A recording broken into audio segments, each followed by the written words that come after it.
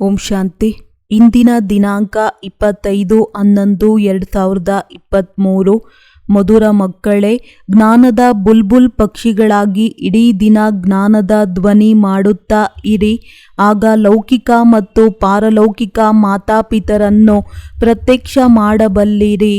ಪ್ರಶ್ನೆ: ಜ್ಞಾನದ ಮನನ ಮಾಡಿದ್ದೇ ಆದರೆ ನಶೆ ಏರುತ್ತದೆ ಎನ್ನುವ ಗಾದೆ ಮಾತಿನ ಭಾವಾರ್ಥವೇನಾಗಿದೆ? ಉತ್ತರ: ಮನನ ಮಾಡುವುದು ಎಂದರೆ ಬುದ್ಧಿಯೋಗವನ್ನು ಅಲ್ಲಿ ಇಲ್ಲಿ ಅಲೆದಾಡಿಸದೆ ಒಬ್ಬ ತಂದೆಯನ್ನು ನೆನಪು ಮಾಡುವುದು. ಬುದ್ಧಿಯಲ್ಲಿ ಒಬ್ಬ ತಂದೆಯ ನೆನಪಿದ್ದಾಗ ನಶೆ ಏರುವುದು. ಆದರೆ ಇದರಲ್ಲಿ ದೇಹಾಭಿಮಾನವು ಬಹಳ ವಿಘ್ನಗಳನ್ನು ಹಾಕುತ್ತದೆ. ಸ್ವಲ್ಪ ಕಾಯಿಲೆ ಬಂದರೂ ಸಹ ಬೇಸರವಾಗಿ ಬಿಡುತ್ತಾರೆ. ಮಿತ್ರ ಸಂಬಂಧಿಗಳು ನೆನಪಿಗೆ ಬರುತ್ತಾರೆ. ಆದ್ದರಿಂದ ನಶೆ ಏರುವುದಿಲ್ಲ. ಯೋಗದಲ್ಲಿದ್ದರೆ ನೋವು ಸಹ ಕಡಿಮೆ ಆಗಿಬಿಡುತ್ತದೆ. ಗೀತೆ: ನೀನು ರಾತ್ರಿಯಲ್ಲಿ ನಿದ್ರೆಯಲ್ಲಿ ಕಳೆದೆ. ಓಂ ಶಾಂತಿ. ಇವೆಲ್ಲ ಮಾತುಗಳು ಶಾಸ್ತ್ರಗಳಲ್ಲಿಯೂ ಬರೆಯಲ್ಪಟ್ಟಿದೆ. ಒಬ್ಬರು ಇನ್ನೊಬ್ಬರಿಗೆ ತಿಳಿಸಿಯೂ ಕೊಡುತ್ತಾರೆ. ಗುರುಗಳು ಅನೇಕ ಪ್ರಕಾರದ ಮತಗಳನ್ನು ಕೊಡುತ್ತಾರೆ. ಬಹಳ ಒಳ್ಳೊಳ್ಳೆಯ ಭಕ್ತರು ಕುಟೀರದಲ್ಲಿ ಕುಳಿತು ಗೋಮುಖ ವಸ್ತ್ರದಲ್ಲಿ ಕೈಯನ್ನು ಹಾಕಿ ಮಾಲೆಯನ್ನು ಜಪಿಸುತ್ತಾರೆ. ಇದು ಸಹ ಕಲಿಸಿರುವ ಒಂದು ರೀತಿಯಾಗಿ ಫ್ಯಾಷನ್ ಆಗಿದೆ. ಆದರೆ ಈಗ ತಂದೆಯು ತಿಳಿಸುತ್ತಾರೆ, ಮಕ್ಕಳೇ, ಇದೆಲ್ಲವನ್ನು ಬಿಡಿ. ಆತ್ಮವಂತೂ ತಂದೆಯ ಸ್ಮರಣೆ ನೆನಪು ಮಾಡಬೇಕಾಗಿದೆ. ಇದರಲ್ಲಿ ಮಾಲೆಯನ್ನು ಜಪಿಸುವ ಮಾತಿಲ್ಲ. ಶಿವಾಯ ನಮಃ ಗೀತೆಯು ಎಲ್ಲದಕ್ಕಿಂತ ಚೆನ್ನಾಗಿದೆ. ಇದರಲ್ಲಿಯೂ ತಿಳಿಸಲಾಗುತ್ತದೆ, ನೀವು ತಾಯಿ ತಂದೆ ಭಗವಂತನನ್ನು ರಚಯಿತ ತಂದೆ ಎಂದು ಹೇಳುತ್ತಾರೆ. ಈಗ ರಚಯಿತ ಎಂದು ಹೇಳುತ್ತಾರೆಂದರೆ ಅವರು ರಚನೆ ಮಾಡುತ್ತಾರೆಯೇ? ಅವಶ್ಯವಾಗಿ ಹೊಸ ಪ್ರಪಂಚವನ್ನೇ ರಚಿಸುತ್ತಾರೆ ಎಂಬ ಮಾತನ್ನಂತೂ ಎಲ್ಲರೂ ತಿಳಿದುಕೊಳ್ಳುತ್ತಾರೆ. ನೀವು ಮಾತಾ ಪಿತಾ, ನಾನು ನಿಮ್ಮ ಬಾಲಕ ಎಂದು ಆಡುತ್ತಾರೆ. ಅಂದ ಮೇಲೆ ಮೊದಲನೆಯದಾಗಿ ಈಶ್ವರನು ಎಲ್ಲರ ತಂದೆಯಾದರೂ ತಂದೆ ಇರುವರೆಂದರೆ ತಾಯಿಯೂ ಅವಶ್ಯವಾಗಿ ಬೇಕು. ತಾಯಿ ಇಲ್ಲದೆ ರಚಿಸಲು ಸಾಧ್ಯವಿಲ್ಲ. ಹೇಗೆ ರಚನೆ ಮಾಡುತ್ತಾರೆ ಎಂಬ ಮಾತನ್ನು ಯಾರೂ ತಿಳಿದುಕೊಂಡಿಲ್ಲ. ಎರಡನೆಯದಾಗಿ ಪರಸ್ಪರ ಎಲ್ಲರೂ ಸಹೋದರ ಸಹೋದರಿಯರಾದಿರಿ. ಅಂದ ಮೇಲೆ ಮತ್ತೆ ವಿಕಾರದ ದೃಷ್ಟಿ ಇರಲು ಸಾಧ್ಯವಿಲ್ಲ. ಏಕೆಂದರೆ ಒಬ್ಬರೇ ಮಾತಾಪಿತರಾಗಿದ್ದಾರಲ್ಲವೇ? ಅಂದಾಗ ಈ ಅಂಶಗಳು ತಿಳಿಯಲು ಮತ್ತು ತಿಳಿಸಿಕೊಡಲು ಬಹಳ ಚೆನ್ನಾಗಿವೆ. ಮೂರನೆಯದಾಗಿ ಅವಶ್ಯವಾಗಿ ತಂದೆಯೇ ಸೃಷ್ಟಿಯನ್ನು ರಚಿಸಿರಬೇಕು. ನಾವು ಬಾಲಕರಾಗಿದ್ದೆವು, ಈಗ ಪುನಃ ಆಗಿದ್ದೇವೆ. 84 ಜನ್ಮಗಳು ಪೂರ್ಣವಾದ ನಂತರ ಮತ್ತೆ ಈಗ ಮಾತಾಪಿತರವರಾಗಿದ್ದೇವೆ. ಯಾವುದು ಭಕ್ತಿ ಮಾರ್ಗದಲ್ಲಿ ಗಾಯನ ನಡೆಯುತ್ತದೆ. ಮಾತಾಪಿತರು ಸೃಷ್ಟಿಯನ್ನು ರಚಿಸುತ್ತಾರೆ. ನಾವು ಅವರ ಬಾಲಕರಾಗುತ್ತೇವೆಂದರೆ ಅವಶ್ಯವಾಗಿ ಅಪಾರ ಸುಖವನ್ನು ನೀಡುತ್ತಾರೆ. ಪರಮಾತ್ಮನು ಮಾತಾಪಿತರೂ ಆಗುತ್ತಾರೆ, ಶಿಕ್ಷಕ ಸದ್ಗುರುವೂ ಆಗಿದ್ದಾರೆ ಎಂಬ ಮಾತನ್ನು ಯಾರೂ ತಿಳಿದುಕೊಂಡಿಲ್ಲ. ನಾವು ಬ್ರಹ್ಮನ ಸಂತಾನರೆಂದ ಮೇಲೆ ಪರಸ್ಪರ ಸಹೋದರ ಸಹೋದರಿಯರಾದೆವು. ಬ್ರಹ್ಮ ಕುಮಾರ ಕುಮಾರಿಯರೆಂದು ಕರೆಸಿಕೊಳ್ಳುತ್ತೇವೆ. ಅವರನ್ನು ರಚಿಸುವವರು ಅವರಾಗಿದ್ದಾರೆ. ಅಪಾರ ಸುಖವನ್ನು ಪಡೆಯುವುದಕ್ಕೋಸ್ಕರ ಮಾತಾಪಿತರಿಂದ ರಾಜಯೋಗವನ್ನು ಕಲಿಯುತ್ತಿದ್ದೇವೆ. ಯಾವಾಗ ನಾವು ದುಃಖದಲ್ಲಿ ಇರುತ್ತೇವೆಯೋ ಆಗಲೇ ಅಪಾರ ಸುಖವೂ ಸಿಗುತ್ತದೆ. ಆದರೆ ಭವಿಷ್ಯದ ಸುಖದಲ್ಲಿ ಬಂದು ತಂದೆಯು ಶಿಕ್ಷಣ ನೀಡುತ್ತಾರೆಂದಲ್ಲ. ಯಾವಾಗ ನಾವು ದುಃಖದಲ್ಲಿ ಇರುತ್ತೇವೆಯೋ ಆಗಲೇ ಸುಖದಲ್ಲಿ ಹೋಗುವ ಶಿಕ್ಷಣ ಸಿಗುತ್ತದೆ. ಆ ಮಾತಾಪಿತರೇ ಬಂದು ಸುಖ ಕೊಡುತ್ತಾರೆ. ಆಡಮ್ ಮತ್ತು ಈವ್ ಪ್ರಸಿದ್ಧರಾಗಿದ್ದಾರೆ.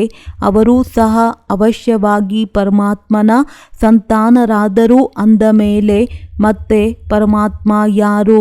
ಮಕ್ಕಳು ಇದನ್ನಂತೂ ತಿಳಿದುಕೊಂಡಿದ್ದೀರಿ. ತಂದೆಯು ಯಾವ ಜ್ಞಾನವನ್ನು ತಿಳಿಸುತ್ತಾರೆಯೋ ಅದು ಎಲ್ಲ ಧರ್ಮದವರಿಗಾಗಿಯೂ ಇದೆ. ಇಡೀ ಪ್ರಪಂಚದವರ ಬುದ್ಧಿಯೋಗವು ಆ ತಂದೆಯಿಂದ ದೂರವಾಗಿದೆ. ಮಾಯಾಭೂತವು ಬುದ್ಧಿಯೋಗವನ್ನು ಜೋಡಿಸಲು ಬಿಡುವುದಿಲ್ಲ, ಅದಕ್ಕೆ ಬದಲಾಗಿ ಇನ್ನೂ ಬುದ್ಧಿಯೋಗವನ್ನು ಕತ್ತರಿಸಿ ಬಿಡುತ್ತದೆ. ಆದ್ದರಿಂದ ತಂದೆಯು ಬಂದು ಭೂತದ ಮೇಲೆ ವಿಜಯ ಪ್ರಾಪ್ತಿ ಮಾಡಿಸುತ್ತಾರೆ. ಇತ್ತೀಚಿನ ಪ್ರಪಂಚದಲ್ಲಿ ರಿದ್ಧಿ ಸಿದ್ಧಿಯವರು ಅನೇಕರಿದ್ದಾರೆ. ಇದು ಭೂತಗಳ ಪ್ರಪಂಚವಾಗಿದೆ. ಕಾಮವಿಕಾರ ರೂಪಿ ಭೂತವು ಒಬ್ಬರಲ್ಲ ಒಬ್ಬರಿಗೆ ಆದಿ ಮಧ್ಯ ಅಂತ್ಯ ದುಃಖವನ್ನು ಕೊಡುತ್ತದೆ. ಒಬ್ಬರು ಇನ್ನೊಬ್ಬರಿಗೆ ದುಃಖ ಕೊಡುವುದು ಭೂತದ ಕೆಲಸವಾಗಿದೆ. ಆದರೆ ಸತ್ಯಯುಗದಲ್ಲಿ ಭೂತಗಳಿರುವುದಿಲ್ಲ. ಅದೇ ಈ ಭೂತದ ಹೆಸರು ಬೈಬಲ್ನಲ್ಲಿದೆ. ರಾವಣನೆಂದರೆ ಭೂತ. ಇದಂತೂ ಭೂತದ ರಾಜ್ಯವಾಗಿದೆ. ಸತ್ಯಯುಗ ರಾಮರಾಜ್ಯದಲ್ಲಿ ಭೂತವಿರುವುದಿಲ್ಲ. ಅಲ್ಲಿ ಅಪಾರ ಸುಖವಿರುತ್ತದೆ. ಓಂ ನಮಃ ಶಿವಾಯ. ಗೀತೆಯು ಬಹಳ ಚೆನ್ನಾಗಿದೆ. ಶಿವನು ಮಾತಾಪಿತನಾಗಿದ್ದಾರೆ. ಬ್ರಹ್ಮ ವಿಷ್ಣು ಶಂಕರನಿಗೆ ಮಾತಾಪಿತರೆಂದು ಹೇಳುವುದಿಲ್ಲ, ಶಿವನಿಗೆ ತಂದೆ ಎಂದು ಹೇಳುತ್ತಾರೆ. ಆಡಮ್ ಈವ್ ಅರ್ಥಾತ್ ಬ್ರಹ್ಮ ಸರಸ್ವತಿ ಇಲ್ಲಿಯೇ ಆಗಿದ್ದಾರೆ. ಅಲ್ಲಿ ಕ್ರಿಶ್ಚಿಯನ್ನರು ಪರಂಪಿತ ಪರಮಾತ್ಮನೊಂದಿಗೆ ಪ್ರಾರ್ಥನೆ ಮಾಡುತ್ತಾರೆ. ಈ ಭಾರತವು ಮಾತಾಪಿತರ ಹಳ್ಳಿಯಾಗಿದೆ. ಅವರ ಜನ್ಮವು ಇಲ್ಲಿಯೇ ಆಗಿದೆ. ಆದ್ದರಿಂದ ತಿಳಿಸಬೇಕು, ನೀವು ಮಾತಾಪಿತಾ ಎಂದು ಆಡುತ್ತೀರೆಂದರೆ ಪರಸ್ಪರ ಸಹೋದರ ಸಹೋದರಿಯರಾದಿರಲ್ಲವೇ. ಪ್ರಜಾಪಿತ ಬ್ರಹ್ಮನ ಮೂಲಕ ರಚನೆಯನ್ನು ರಚಿಸುತ್ತಾರೆ, ದತ್ತು ಮಾಡಿಕೊಳ್ಳುತ್ತಾರೆ. ಸರಸ್ವತಿಯೂ ಸಹ ದತ್ತು ಮಗು ಆಗಿದ್ದಾರೆ. ಪ್ರಜಾಪಿತ ಬ್ರಹ್ಮ ದತ್ತು ಮಾಡಿಕೊಂಡಿದ್ದಾರೆ. ಆದ್ದರಿಂದಲೇ ಇಷ್ಟೆಲ್ಲ ಬ್ರಹ್ಮ ಕುಮಾರ ಕುಮಾರಿಯರಾಗಿದ್ದೀರಲ್ಲವೇ. ಶಿವ ತಂದೆಯು ಮಕ್ಕಳನ್ನು ದತ್ತು ಮಾಡಿಕೊಳ್ಳುತ್ತಾ ಹೋಗುತ್ತಾರೆ. ಹೊಸ ಸೃಷ್ಟಿಯು ಬ್ರಹ್ಮರವರ ಮೂಲಕವೇ ರಚಿಸಲ್ಪಡುತ್ತದೆ. ಅನ್ಯರಿಗೆ ತಿಳಿಸಿಕೊಡಲು ಅನೇಕ ಯುಕ್ತಿಗಳಿವೆ, ಆದರೆ ಯಥಾರ್ಥವಾಗಿ ತಿಳಿಸುವುದೇ ಇಲ್ಲ. ಈ ಶಿವಾಯ ನಮಃ ಗೀತೆಯನ್ನು ಅಲ್ಲಿ ಇಲ್ಲಿ ಎಲ್ಲ ಕಡೆ ಹಾಕಿ ಎಂದು ತಂದೆಯು ಅನೇಕ ಬಾರಿ ತಿಳಿಸಿದ್ದಾರೆ. ಮಾತಾಪಿತರಿಗೆ ನಾವು ಬಾಲಕರು ಹೇಗೆ ಎಂಬುದನ್ನು ನಾವು ತಿಳಿಸುತ್ತೇವೆ. ಬ್ರಹ್ಮರವರ ಮೂಲಕ ಹೊಸ ಸೃಷ್ಟಿಯ ಸ್ಥಾಪನೆ ಮಾಡಿದರು. ಈಗ ಕಲಿಯುಗದ ಅಂತ್ಯವಾಗಿದೆ. ಈಗ ಸತ್ಯಯುಗದ ಸ್ಥಾಪನೆ ಮಾಡುತ್ತಿದ್ದಾರೆ. ಇದನ್ನು ಬುದ್ಧಿಯಲ್ಲಿ ಧಾರಣೆ ಮಾಡಿಕೊಳ್ಳಬೇಕು. ಈ ಜ್ಞಾನವು ಬಹಳ ಸಹಜವಾಗಿದೆ. ಆದರೆ ಮಾಯೆಯ ಬಿರುಗಾಳಿಗಳು ಜ್ಞಾನ ಯೋಗದಲ್ಲಿ ನಿಲ್ಲಲು ಬಿಡುವುದಿಲ್ಲ. ಬುದ್ಧಿಯು ಚಂಚಲವಾಗಿ ಬಿಡುತ್ತದೆ. ಯಾವಾಗಲೂ ಇದನ್ನು ತಿಳಿಸಬೇಕು. ಭಗವಂತ ರಚಯಿತನಂತೂ ಎಲ್ಲರಿಗೂ ಒಬ್ಬರೇ ಆಗಿದ್ದಾರೆ. ಅವರನ್ನು ಎಲ್ಲರೂ ತಂದೆ ಎಂದು ಹೇಳುತ್ತಾರೆಂದರಲ್ಲವೇ. ಆ ನಿರಾಕಾರನು ಜನನ ಮರಣ ರಹಿತನಾಗಿದ್ದಾರೆ. ಬ್ರಹ್ಮ ವಿಷ್ಣು ಶಂಕರನಿಗೂ ಸಹ ಸೂಕ್ಷ್ಮ ಶರೀರಗಳಿವೆ. ಮನುಷ್ಯರು 84 ಜನ್ಮಗಳನ್ನು ಇಲ್ಲಿಯೇ ತೆಗೆದುಕೊಳ್ಳುತ್ತಾರೆ, ಸೂಕ್ಷ್ಮ ವತನದಲ್ಲ. ನಿಮಗೆ ಗೊತ್ತಿದೆ, ನಾವು ಮಾತಾಪಿತರ ಬಾಲಕರಾಗಿದ್ದೇವೆ. ನಾವು ಹೊಸ ಮಕ್ಕಳಾಗಿದ್ದೇವೆ. ತಂದೆಯು ನಮ್ಮನ್ನು ದತ್ತು ಮಾಡಿಕೊಂಡಿದ್ದಾರೆ. ಯಾವಾಗ ಪ್ರಜಾಪಿತ ಬ್ರಹ್ಮ ಇರುವರೆಂದ ಮೇಲೆ ಎಷ್ಟು ಪ್ರಜೆಗಳಿರಬಹುದು? ಅವಶ್ಯವಾಗಿ ಇಷ್ಟೊಂದು ಮಕ್ಕಳಿದ್ದಾರೆಂದರೆ ಇವರೆಲ್ಲರನ್ನೂ ದತ್ತು ಮಾಡಿಕೊಂಡಿರಬೇಕು. ಬ್ರಹ್ಮನಿಗೆ ಅನೇಕ ಭುಜಗಳನ್ನು ತೋರಿಸುತ್ತಾರೆ, ಆದರೆ ಇದರ ಅರ್ಥವನ್ನೇನೂ ತಿಳಿದುಕೊಂಡಿಲ್ಲ. ಯಾವುದೆಲ್ಲವೂ ಚಿತ್ರಗಳು ಹೊರಬಂದಿವೆಯೋ ಅಥವಾ ಶಾಸ್ತ್ರಗಳು ರಚಿಸಲ್ಪಟ್ಟಿವೆಯೋ ಇವೆಲ್ಲವೂ ಡ್ರಾಮಾದ ಮೇಲೆ ಆಧಾರವನ್ನು ಇಟ್ಟುಕೊಳ್ಳಬೇಕಾಗುತ್ತದೆ. ಬ್ರಹ್ಮನ ದಿನವಿತ್ತು, ನಂತರ ಭಕ್ತಿ ಮಾರ್ಗವು ಪ್ರಾರಂಭವಾಗಿದೆ. ಅದೇ ನಡೆದು ಬರುತ್ತಿದೆ. ಈ ರಾಜಯೋಗವನ್ನು ತಂದೆಯೇ ಬಂದು ಕಲಿಸುತ್ತಾರೆ. ಇದು ಸ್ಮೃತಿಯಲ್ಲಿರಬೇಕು. ಮನನ ಮಾಡಿದರೆ ನಶೆ ಇರುತ್ತದೆ ಎಂದು ಹೇಳುತ್ತಾರಲ್ಲವೇ. ಆದರೆ ಬುದ್ಧಿಯೋಗವು ತಂದೆಯ ಜೊತೆ ಇರಬೇಕು. ಇಲ್ಲಂತೂ ಅನೇಕ ಮಕ್ಕಳ ಬುದ್ಧಿಯೋಗವು ಅಲೆದಾಡುತ್ತಿರುತ್ತದೆ. ಹಳೆಯ ಪ್ರಪಂಚದ ಮಿತ್ರ ಸಂಬಂಧಿಗಳು ಮುಂತಾದವರ ಕಡೆ, ಇಲ್ಲವೇ ದೇಹಾಭಿಮಾನದಲ್ಲಿ ಸಿಕ್ಕಿಕೊಂಡಿರುತ್ತಾರೆ. ಸ್ವಲ್ಪ ಕಾಯಿಲೆಯಾದರೂ ಸಹ ಬೇಸರವಾಗಿ ಬಿಡುತ್ತಾರೆ. ಯೋಗದಲ್ಲಿದ್ದರೆ ನೋವು ಸಹ ಕಡಿಮೆಯಾಗುವುದು. ಯೋಗ ಮಾಡದಿದ್ದರೆ ಕಾಯಿಲೆ ಮೊದಲಾದವುಗಳಿಂದ ಹೇಗೆ ಬಿಡುಗಡೆಯಾಗುತ್ತೀರಿ? ವಿಚಾರ ಮಾಡಬೇಕು. ಮಾತಾಪಿತಾ ಯಾರು ನಂಬರ್ 1 ಪಾವನರಾಗುತ್ತಾರೆಯೋ ಅವರೇ ಮೊದಲು ಎಲ್ಲರಿಗಿಂತ ಹೆಚ್ಚಾಗಿ ಕೆಳಗಿಳಿಯುತ್ತಾರೆ. ಅವರಂತೂ ಹೆಚ್ಚಿನ ಕರ್ಮ ಭೋಗವನ್ನು ಭೋಗಿಸಬೇಕಾಗುತ್ತದೆ. ಆದರೆ ಯೋಗದಲ್ಲಿರುವ ಕಾರಣ ಕಾಯಿಲೆಯೂ ದೂರವಾಗುತ್ತಾ ಹೋಗುತ್ತದೆ. ಇಲ್ಲವೆಂದರೆ ಇವರು ಎಲ್ಲರಿಗಿಂತ ಹೆಚ್ಚಿನ ನೋವನ್ನು ಅನುಭವಿಸಬೇಕಾಗುತ್ತಿತ್ತು. ಆದರೆ ಯೋಗ ಬಲದಿಂದ ದುಃಖವು ದೂರವಾಗುತ್ತದೆ ಮತ್ತು ತಂದೆಯಿಂದ ಸ್ವರ್ಗದ ಅಪಾರ ಸುಖವನ್ನು ಪಡೆಯುತ್ತೇವೆ ಎನ್ನುವ ಅಪಾರ ಖುಷಿಯಲ್ಲಿ ಇರುತ್ತಾರೆ. ಅನೇಕ ಮಕ್ಕಳು ತಮ್ಮನ್ನು ಆತ್ಮನೆಂದು ತಿಳಿಯುವುದೇ ಇಲ್ಲ. ಇಡೀ ದಿನ ದೇಹದ ಕಡೆಗೆ ಗಮನವಿರುತ್ತದೆ. ತಂದೆಯು ಬಂದು ಜ್ಞಾನಧ್ವನಿ ಮುದ್ದು ಮುದ್ದಾಗಿ ಹೇಳುವುದನ್ನು ಕಲಿಸುತ್ತಾರೆ. ಅಂದ ಮೇಲೆ ನೀವು ಜ್ಞಾನದ ಪಕ್ಷಿಗಳಾಗಬೇಕು. ಹೊರಗೆ ಅನೇಕ ಒಳ್ಳೆಯ ಚಿಕ್ಕ ಚಿಕ್ಕ ಮಕ್ಕಳಿದ್ದಾರೆ. ಅವರು ಬಹಳ ಚೆನ್ನಾಗಿ ಜ್ಞಾನಧ್ವನಿ ಮಾಡುತ್ತಾರೆ. ಭೀಷ್ಮ, ಪಿತಾಮಹ ಮುಂತಾದವರಿಗೂ ಸಹ ಕುಮಾರಿಯರ ಮೂಲಕವೇ ಜ್ಞಾನವು ಸಿಕ್ಕಿದೆ. ಅಂದ ಮೇಲೆ ಚಿಕ್ಕ ಚಿಕ್ಕ ಮಕ್ಕಳು ಎದ್ದು ನಿಲ್ಲಬೇಕು. ಚಿಕ್ಕ ಮಕ್ಕಳು ಲೌಕಿಕ ಪಾರಲೌಕಿಕ ಮಾತಾಪಿತರ ಪ್ರತ್ಯಕ್ಷತೆಯನ್ನು ಮಾಡುತ್ತಾರೆ. ಲೋಕ ಪರಲೋಕವು ಮಂಗಳವಾಗುತ್ತದೆ ಎಲ್ಲವೇ. ಆದುದರಿಂದ ಲೌಕಿಕ ತಂದೆ ತಾಯಿಯನ್ನು ಸಹ ಜ್ಞಾನದಲ್ಲಿ ಕರೆತರಬೇಕು. ಮುಂದೆ ಹೋದಂತೆ ಚಿಕ್ಕ ಚಿಕ್ಕ ಮಕ್ಕಳೂ ಸಹ ತಂದೆ ತಾಯಿಯನ್ನು ಜ್ಞಾನದಲ್ಲಿ ಕರೆತರುವುದನ್ನು ನೀವು ನೋಡುತ್ತೀರಿ. ಕುಮಾರಿಯರಿಗೆ ಬಹಳ ಮಾನ್ಯತೆ ಇರುತ್ತದೆ. ಎಲ್ಲರೂ ನಮಸ್ತೆ ಮಾಡುತ್ತಾರೆ. ಶಿವಶಕ್ತಿ ಸೇನೆಯಲ್ಲಿ ಎಲ್ಲರೂ ಕುಮಾರಿಯರಿದ್ದಾರೆ. ಬಲೆ ಮಾತೆಯರಿದ್ದಾರೆ. ಅವರೂ ಸಹ ಕುಮಾರಿಯರೆಂದು ಕರೆಸಿಕೊಳ್ಳುತ್ತಾರಲ್ಲವೇ. ಬಹಳ ಒಳ್ಳೊಳ್ಳೆಯ ಕುಮಾರಿಯರು ತಯಾರಾಗುವರು. ಚಿಕ್ಕ ಚಿಕ್ಕ ಕುಮಾರಿಯರೇ ಬಹಳ ಪ್ರತ್ಯಕ್ಷತೆ ಮಾಡುತ್ತಾರೆ. ಕೆಲವು ಚಿಕ್ಕ ಮಕ್ಕಳು ಬಹಳ ಒಳ್ಳೆಯವರಾಗಿದ್ದಾರೆ. ಆದರೆ ಕೆಲವರಲ್ಲಿ ಮೋಹವು ಬಹಳವಿದೆ. ಈ ಮೋಹವು ಬಹಳ ಕೆಟ್ಟದ್ದಾಗಿದೆ. ಇದು ಸಹ ಒಂದು ಭೂತವಾಗಿದೆ.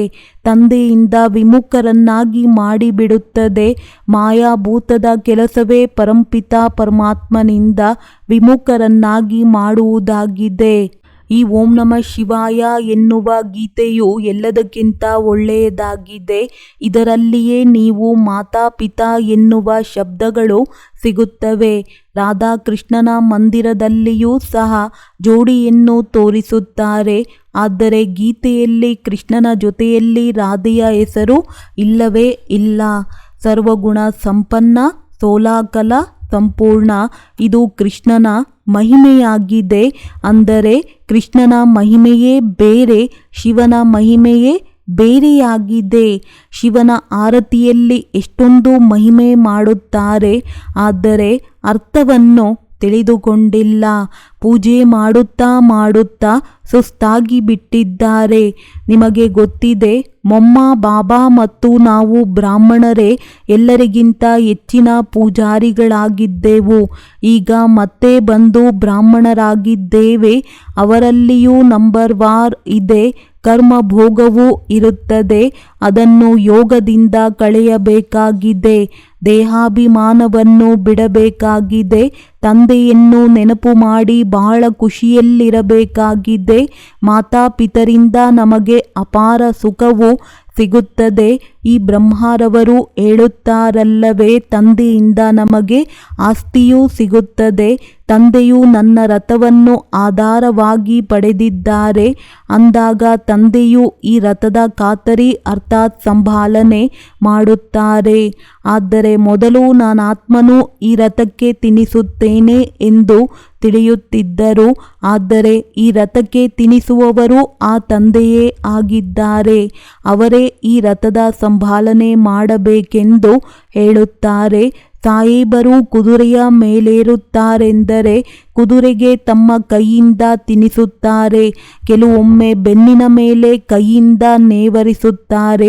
ಬಹಳ ಉಪಚಾರ ಮಾಡುತ್ತಾರೆ, ಏಕೆಂದರೆ ಅದರ ಮೇಲೆ ಸವಾರಿ ಮಾಡುತ್ತಾರಲ್ಲವೇ. ಅಂದ ಮೇಲೆ ಇವರ ಸವಾರಿ ಮಾಡುತ್ತಾರೆಂದರೆ ಆ ತಂದೆಯು ಇವರ ಉಪಚಾರ ಮಾಡುವುದಿಲ್ಲವೇನೋ. ಬ್ರಹ್ಮ ತಂದೆಯು ಸ್ನಾನ ಮಾಡುವ ಸಮಯದಲ್ಲಿ ನಾನು ಸ್ನಾನ ಮಾಡುತ್ತೇನೆ, ತಂದೆಯೂ ಸಹ ಮಾಡಿಸುತ್ತಾರೆಂದು ತಿಳಿಯುತ್ತಾರೆ, ಏಕೆಂದರೆ ಅವರೂ ಸಹ ಈ ರಥದ ಆಧಾರವನ್ನು ಪಡೆದಿದ್ದಾರಲ್ಲವೇ. ಶಿವತಂದೆಯೂ ತಿಳಿಸುತ್ತಾರೆ, ನಾನು ಸಹ ನಿಮ್ಮ ಶರೀರಕ್ಕೆ ಸ್ನಾನ ಮಾಡಿಸುತ್ತೇನೆ, ತಿನ್ನಿಸುತ್ತೇನೆ. ನಾನಂತೂ ತಿನ್ನುವುದಿಲ್ಲ, ಈ ಶರೀರಕ್ಕೆ ತಿನ್ನಿಸುತ್ತೇನೆ. ಶಿವತಂದೆಯೂ ತಿನ್ನಿಸುತ್ತಾರೆಯೇ ಹೊರತು ತಿನ್ನುವುದಿಲ್ಲ. ಸ್ನಾನದ ಸಮಯ, ತಿರುಗಾಡುವ ಸಮಯದಲ್ಲಿ ಇವೆಲ್ಲ ಭಿನ್ನ ಭಿನ್ನ ಪ್ರಕಾರದ ವಿಚಾರಗಳು ನಡೆಯುತ್ತವೆ. ಇದಂತೂ ಅನುಭವದ ಮಾತಾಗಿದೆಯಲ್ಲವೇ. ಸ್ವತಃ ತಂದೆಯೇ ಹೇಳುತ್ತಾರೆ, ನಾನು ಅನೇಕ ಜನ್ಮಗಳ ಅಂತ್ಯದ ಜನ್ಮದಲ್ಲಿ ಪ್ರವೇಶ ಮಾಡುತ್ತೇನೆ. ಇವರು ತನ್ನ ಜನ್ಮಗಳನ್ನು ಅರಿತುಕೊಂಡಿಲ್ಲ. ನಾನು ತಿಳಿದಿದ್ದೇನೆ, ತಂದೆಯು ಪುನಃ ನಮಗೆ ಜ್ಞಾನ ಕೊಡುತ್ತಿದ್ದಾರೆಂದು ನೀವು ಹೇಳುತ್ತೀರಿ. ಸ್ವರ್ಗದ ಆಸ್ತಿಯನ್ನು ಪಡೆಯಬೇಕು. ಸತ್ಯಯುಗದಲ್ಲಂತೂ ರಾಜ, ಪ್ರಜಾ ಮುಂತಾದವರೆಲ್ಲರೂ ಇರುತ್ತಾರೆ. ತಂದೆಯಿಂದ ಪೂರ್ಣ ಆಸ್ತಿಯನ್ನು ಪಡೆಯುವ ಪುರುಷಾರ್ಥ ಮಾಡಬೇಕು. ಈಗ ಪಡೆಯುವುದಿಲ್ಲವೆಂದ ಮೇಲೆ ಕಲ್ಪಕಲ್ಪವೂ ಹೀಗೆಯೇ ಆಗುತ್ತದೆ. ಶ್ರೇಷ್ಠ ಪದವಿಯನ್ನು ಪಡೆಯಲು ಸಾಧ್ಯವಾಗುವುದಿಲ್ಲ. ಇದು ಜನ್ಮ ಜನ್ಮಾಂತರದ ಸ್ಪರ್ಧೆಯಾಗಿದೆ ಎಂದ ಮೇಲೆ ಶ್ರೀಮತದಂತೆ ನಡೆಯಬೇಕಲ್ಲವೇ. ಕಲ್ಪಕಲ್ಪವೂ ನಿಮಿತ್ತರಾಗುತ್ತೀರಿ. ಕಲ್ಪಕಲ್ಪವೂ ಆಸ್ತಿಯನ್ನು ಪಡೆಯುತ್ತಾ ಬಂದಿದ್ದೇವೆ. ಈ ವಿದ್ಯೆಯು ಕಲ್ಪಕಲ್ಪಕ್ಕೋಸ್ಕರವಾಗಿಯೇ ಇದೆ. ಇದರಲ್ಲಿ ಬಹಳ ಗಮನವನ್ನು ಇಡಬೇಕಾಗುತ್ತದೆ. 7 ದಿನಗಳ ಕಾಲ ತಿಳಿದುಕೊಂಡು ಗುರಿಯನ್ನು ಇಟ್ಟುಕೊಂಡ ನಂತರ ಮುರುಳಿಯನ್ನು ಮನೆಯಲ್ಲಿಯೂ ಓದಬಹುದು. ತಂದೆಯು ಬಹಳ ಸಹಜ ಮಾಡಿಕೊಡುತ್ತಾರೆ ಅಂದಾಗ ನಾಟಕವು ಬುದ್ಧಿಯಲ್ಲಿರಬೇಕಲ್ಲವೇ. ಇದಕ್ಕೆ ಪ್ರಪಂಚದ ವಿಶ್ವವಿದ್ಯಾಲಯವೆಂದು ಹೇಳಲಾಗುತ್ತದೆ. ಅಂದಾಗ ಎಲ್ಲಿಯಾದರೂ ಅಮೆರಿಕ ಮುಂತಾದ ಕಡೆ ಹೋದರೂ ಸಹ ತಂದೆಯಿಂದ ಆಸ್ತಿಯನ್ನು ಪಡೆಯಬಹುದು. ಆದರೆ ಕೇವಲ 1 ವಾರ ಧಾರಣೆ ಮಾಡಿ ಹೋಗಿ ಭಗವಂತನ ಮಕ್ಕಳಾಗಿದ್ದೀರೆಂದ ಮೇಲೆ ಸಹೋದರ ಸಹೋದರಿಯರಾದಿರಲ್ಲವೇ. ಪ್ರಜಾಪಿತ ಬ್ರಹ್ಮನ ಮಕ್ಕಳು ಎಲ್ಲರೂ ಸಹ ಪರಸ್ಪರ ಸಹೋದರ ಸಹೋದರಿಯರಾದಿರಿ. ಅವಶ್ಯವಾಗಿ ಗೃಹಸ್ಥ ವ್ಯವಹಾರದಲ್ಲಿರುತ್ತಾ ಪರಸ್ಪರ ಸಹೋದರ ಸಹೋದರಿಯರು ಆಗಿರುತ್ತೀರೆಂದರೆ ಪವಿತ್ರವಾಗಿರಲು ಸಾಧ್ಯವಾಗುತ್ತದೆ. ಬಹಳ ಸಹಜವೂ ಆಗಿದೆ. ಒಳ್ಳೆಯದು.